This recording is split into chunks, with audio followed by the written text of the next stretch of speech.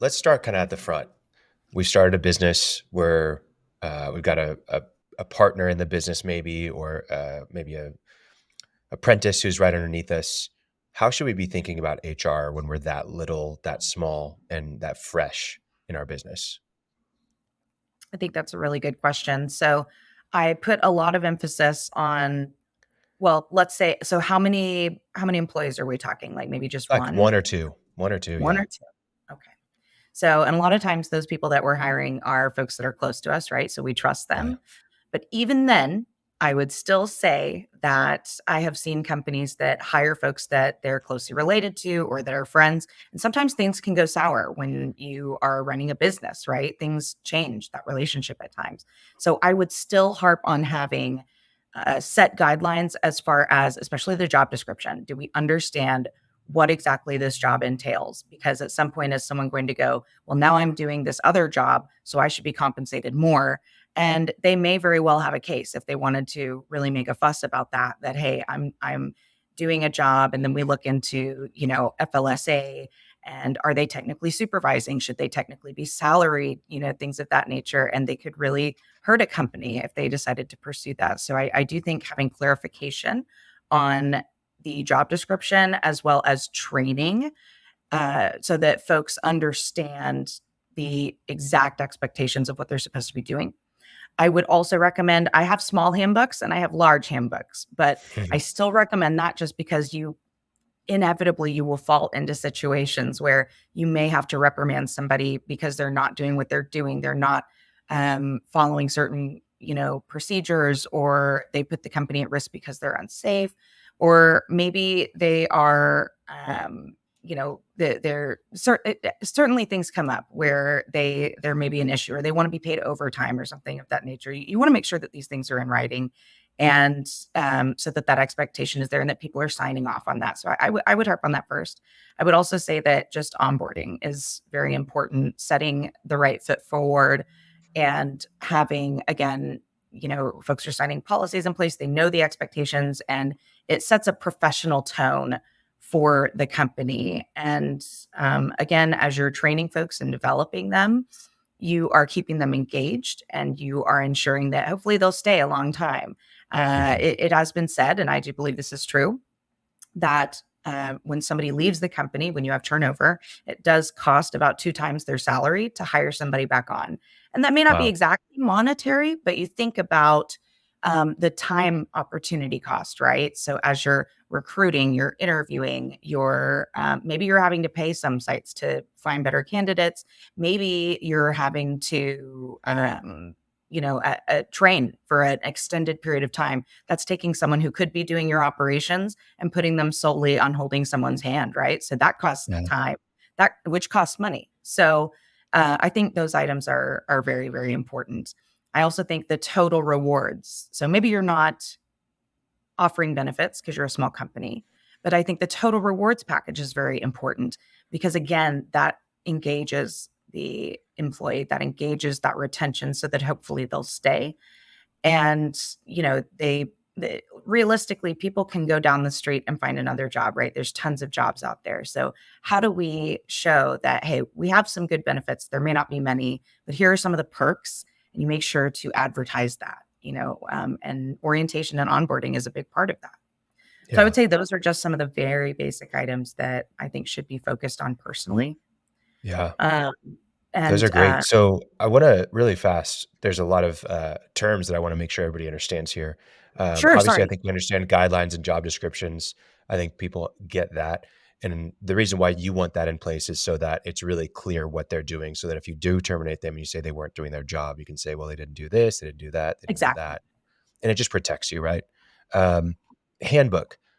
I think people understand handbook, but can you just give us like a really quick bullet point overview of what's inside of a handbook, even a small one, not the massive one for huge companies? Right. And handbooks, I tailor them and customize them to the specifications of that company. So if it's a smaller company, you're right, it doesn't need to be, grand and ridiculous.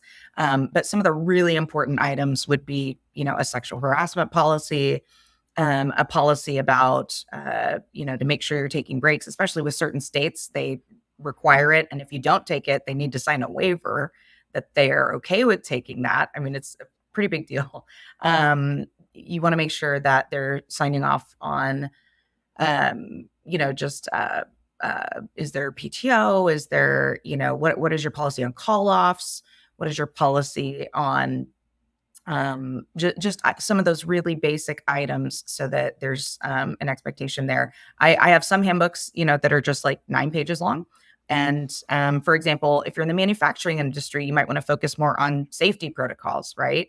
As opposed to if I'm in hospitality, you might want to focus more on, food and beverage safety or cleanliness of the room and hygiene and things like that. So obviously it would be tailored as far as what policies to put in regarding the industry and just the size of the company. And when you update this handbook, excuse me, when you update this handbook, you want to send it back out to your employees, have them sign it, definitely during onboarding, but maybe if it's significantly updated, is that right? Oh, absolutely. Anytime there's an update, you want to make sure to administer that. And the acknowledgement says that not only have I received the handbook, I agree to abide by the policies. So there's Mhm. 2 items there that they need to sign off on as far as the acknowledgement form. Another piece that is important to me is, I have clients that have multi-state things Mhm. going on. And so I do have state addendums, and those need to be updated. As you know, lots of states like Washington, Oregon, New York, New Jersey, Illinois are constantly changing Right. their laws and what they expect. For example, I had a client that had just come on, but they didn't realize that New York had just passed a law that you have to offer benefits, but it has to be through, I believe it was MetLife. They were going through a certain private company, not through Oh the my God. just the state. It wasn't coming out of state paychecks. So they didn't know that, and they ended up getting fined quite a bit because they didn't have that, they just didn't stay up to date on those things. And I think the important thing for HR is to read the fine print and to educate. I feel like that's what my job is, to read the fine print that nobody wants to read, right? And then Yeah. educate on what that is. So So then you I mentioned onboarding, real and I want to make sure that we understand that. So the from my perspective, when I'm talking to people, maybe even yourself, Martin, I see onboarding as almost more of a training aspect and really getting them brought into your culture, and that is it. But I think you're talking about a standpoint of like, here's your equipment, here's your software accounts, here's how you access your paycheck, here's your sign your W-4. handbook. Is that right? Is that kind Yeah. of the onboarding that you're referencing? I would say it's a little bit of both, because I Right. really harp on the training aspect for sure, and that is something I think is Okay, a good. forte of mine. And I also sell, new hire orientations or training clips on certain topics. Just wanted to put that in there. But Yeah. yes, I think the training aspect is important. It's also just about finding the light switches, right? Just, showing where everything is and saying, okay, yeah, here's your W-4, here's your I-9. You're making sure you put it through E-Verify. You're making sure that everyone is kosher, so to speak. And, but yes, the training I think is a huge part of it, and just setting that expectation, looking like a professional company. And because sometimes if you have too informal of an office setting, there typically can be problems when you need to hold someone's feet to the fire when things get stressful. So Mhm. I do think the training aspect is huge, and the expectations are huge, because again, if someone, unfortunately, if you have to reprimand them or even terminate, like you were talking about earlier, then you may end up paying more. And here's an important point. Sure, you may live in an at will state, which says you can terminate someone for any reason, right? Well, you can, as in you have the ability to do that, but that does not absolve you from paying unemployment. That does not absolve you from paying out a lawsuit if they file a wrongful termination lawsuit or discrimination lawsuit, any of those items. So I think it's important in HR that we look at the long term. I have to look at it like chess. What is the worst thing that can possibly happen?